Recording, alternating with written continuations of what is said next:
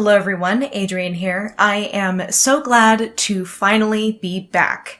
This is my first time making a video in a very long while, so I do sincerely apologize if it is a little rough. I missed you guys. I really have. So if you guys follow me on social media, you'll know that I moved into a new place with Kenny. We're still living on the island. We're just in an apartment. Where I'm filming right now is our new YouTube set / music / office. So it's a really nice creative space for me to continue working on my videos and everything like that. So I'm just so glad to be able to make content again, especially in the wake of all recent events. Dear God. So I know I've not done a video on literature in a very long while, so I thought I would break gently into it by doing this amazing collaboration with Radically Dark.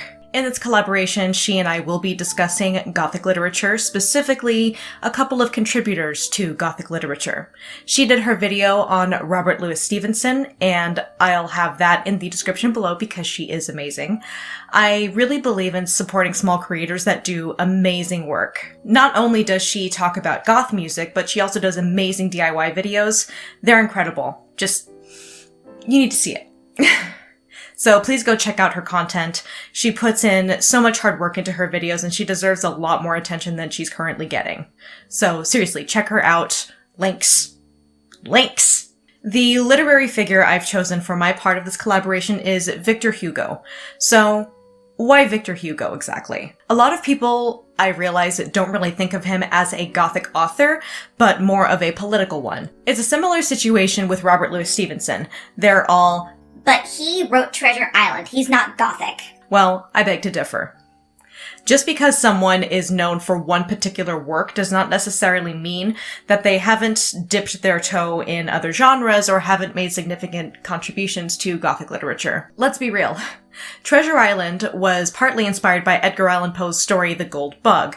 Plus, most of what Edgar Allan Poe wrote, even though he is known for his Gothic and horror stories, was actually comedy, and some of his stories even crossed into the realm of science fiction. So yes, with both Victor Hugo and Robert Louis Stevenson, they have made significant contributions to Gothic literature, even if they're known for something else. He was born in Besançon, France in 1802 to an army general. At the age of 2, his parents separated, and he was raised and educated by his mother when they settled in Paris. He graduated from law school in Paris in 1818, but seemed to have an affinity and aspirations aimed at a career as a writer. He began writing poems and translating the works of Virgil. This seemed to provide him with inspiration to pursue writing further. He was also encouraged by his mother to start his own review, the Conservateur littéraire, where he wrote articles and reviews on the most renowned French poets of the day. His mother died in 1821, after which Victor married his childhood sweetheart, Adèle Fouché, with whom he would have 5 children. He also released his first book of poems, Odes et Poésies divisées. He published his first novel, On des Landes, in 1823. In the following years, he published more installments of his collection of poems, as well as a few more novels that definitely set him firmly established in the genre of romantic fiction. In 1831, he wrote one of my favorite books, and definitely my favorite story by him, which is Notre de Paris, or as it's more famously known, The Hunchback of Notre. So if you'd like to hear more about this particular story, I'll refer you to my review of The Hunchback of Notre in the description below. Yes, I know the audio quality of that video is not the best, but that was way before I got my new and upgraded sound equipment, so please forgive me. It's a really harsh representation of a society shaming outcasts, both the title character Quasimodo and the Romani people residing in medieval Paris in the story. It also really sheds light on the hypocrisy of the Catholic Church. And we do see this theme carried on even today, as far as the goth subculture is concerned, of basically shedding light on the outcasts and accepting the outcasts. Pretty great. This set a solid foundation for Victor Hugo to write his most famous work, Les Misérables, published in 1862, though it had been something he was working on for many, many years in secret. He was elected to the French Académie and nominated to the Chamber of Peers in 1841. Shortly thereafter, he became a recluse and withdrew from writing and publishing due to the drowning death of his daughter and her husband in 1843. He sought sanctuary in Brussels for a time following a coup in 1851 and ended up living in Brussels and Britain until 1870. A few years after returning to France, 2 of his sons died on separate occasions. You can tell that this really deeply affected him. Because his work would soon take on a very dark sort of overtone, exploring themes such as fascination with death and questioning the roles of God and Satan in the world. In advanced years and struck with cerebral congestion in 1878, he and his mistress Juliette continued to live in Paris for the rest of their lives. The street they lived on was later named after Victor Hugo. Of course. Juliette passed away in 1885, and Victor Hugo soon followed her the year after on May 22nd, 1886. He was laid out in public repose in l'Arc de Triomphe before his burial in the Pantheon in Paris. I actually have a book in my to-read pile, which is a suspenseful historical fiction that draws upon the relationship between Victor Hugo and his mistress, called The Seduction of Victor H. But if you're interested in checking that out, I will leave a link in the description below. Victor Hugo had an enormous influence over his country, and his legacy was absolutely incredible. Many people regard him as a political writer due to his most famous novel, Les Miserables, but people tend to forget about his other contributions to literature, such as his poetry, for instance. Wow. The Hunchback of Notre was an amazing pillar in the genre of Gothic fiction, and I absolutely love it. It was so beautifully written, even if it did drag on obscenely in some parts, but it wasn't like the Castle of Otranto, where it was just like, please, get to the part where something happens!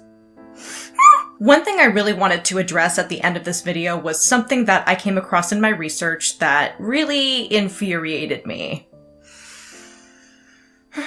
I can't tell if it's just half-assed research or what on the part of Encyclopedia Britannica, but I will give you the rundown. Victor Hugo wrote a play called Le Roi s'amuse, which translates to The King's Fool.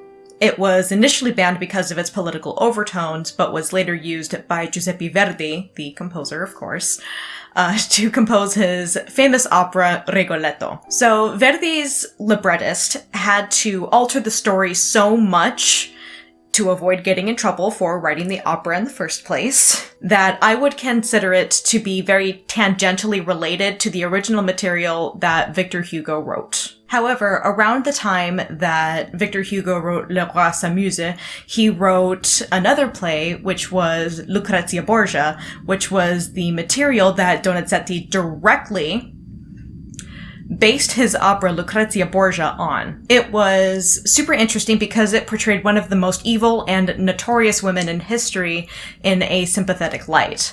Lucrezia Borgia is actually the first opera by Donizetti that I ever saw. Just so you guys can contextualize this would not be the only time that Donizetti would adapt Victor Hugo's work into a musical incarnation. To me, it's a slap in the face that they would mention Verdi's opera that is tangentially related to one of Victor Hugo's plays, yet fail to mention Donizetti's opera that is directly based on one of Victor Hugo's plays. If you're gonna bother talking about any operatic works that any of Victor Hugo's works is based on, be thorough. Seriously, what the fuck?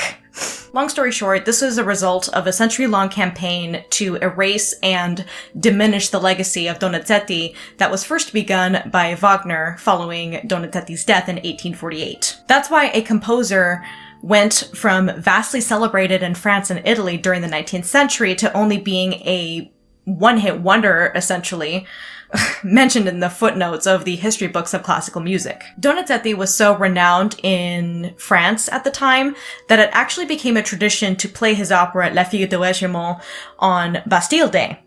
So just take a minute to think about that for a second. The work of an Italian composer being celebrated on a major French holiday is pretty fucking huge. And now he's considered obscure. So, why the fuck do I care?